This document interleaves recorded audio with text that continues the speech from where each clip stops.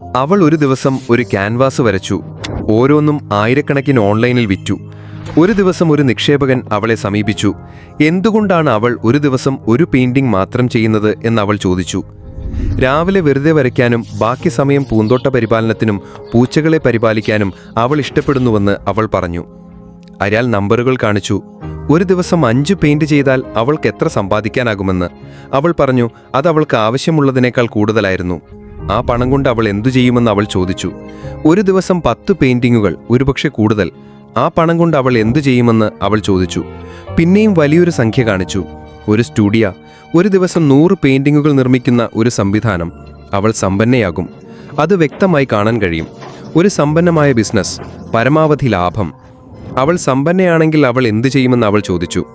ആ സമ്പത്ത് ഉപയോഗിച്ച് അവൾക്കത് ശ്രദ്ധാപൂർവം വിശദീകരിച്ചു. അവൾക്ക് ആവശ്യമുള്ളപ്പോൾ അവൾക്ക് വെറുതെ വരയ്ക്കാൻ കഴിയുന്ന എന്തും ചെയ്യാൻ കഴിയും. ഉച്ച കഴിഞ്ഞ് പൂന്തോട്ടം വരയ്ക്കാം. അവളുടെ പൂച്ചകളോടൊപ്പം സമയം ചെലവഴിക്കാം.